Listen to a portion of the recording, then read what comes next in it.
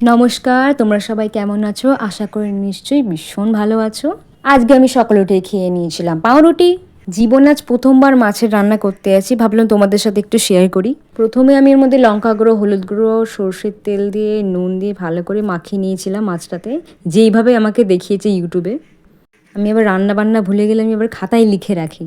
তাও মন দিয়ে রান্নাটা করার চেষ্টা করলাম। অন্য কিছু তো মন দিয়ে করতে পারি না, রান্নাটাই অ্যাটলিস্ট মন দিয়ে করি। গরম তেলে যে মাছ ছাড়তে আমার যে কি ভয় লাগে, একবার যদি মাছের তেলটা ফেটে যায় আমার মুখে গিয়ে পড়ে, পুজোর সময় পুরো ঘোড়া আমার পুরো চপাট হয়ে যাবে। তাও ভয়ে ভয়ে মাছগুলো দিচ্ছিলাম, কখন বলতে কখন ফ্যাট করে ফেটে উঠবে তাও তো জানি না।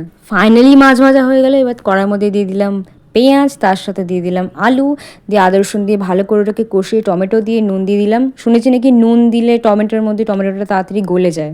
ভালো করে নুন দিয়ে নাড়িয়ে চাড়িয়ে নিয়ে মধ্যে দিয়ে দিলাম সামান্য মতো হলুদ, লঙ্কা গুঁড়ো, যেহেতু আমি লঙ্কা গুঁড়ো আমাদের ঘরে বেশি কেউ খায় না। লঙ্কা গুঁড়োটা খাবারে যত অ্যাভয়েড করবে তত বেশি ভালো। এক সপ্তাহের মধ্যে আমাদের ঘরে মাছটাই বেশি রান্না হয়। এবার প্রত্যেকবারে মাছ রান্না করে, আজকে মায়ের কাজের চাপ ছিল বলে আজকে ভাবলাম মাছ রান্নাটা আমিই করি। ভালো করে কষিয়ে দিয়ে দিলাম জল। জল দিয়ে এবার ভালো করে একটু নাড়িয়ে চাড়িয়ে নিয়ে ফুটে গেলে আমি টপ টপ করে মাছগুলো দিয়ে দেবো। এখানে আবার একটা সমস্যা হচ্ছে আলু সেদ্ধ হওয়া। আলু আবার আমার হাতে সেদ্ধ হতে চায় না, জানি না কেন। দোষটা আমার নয়, দোষটা আলুর। তারপরে যখন মাছ টেস্ট করতে যাই একদমই তোর মধ্যে নুন ছিল না, আমাকে আবার নুন দিতে হলো। দিয়ে তারপর টেস্ট করলাম, দেখলাম হ্যাঁ সব ঠিকঠাকই আছে।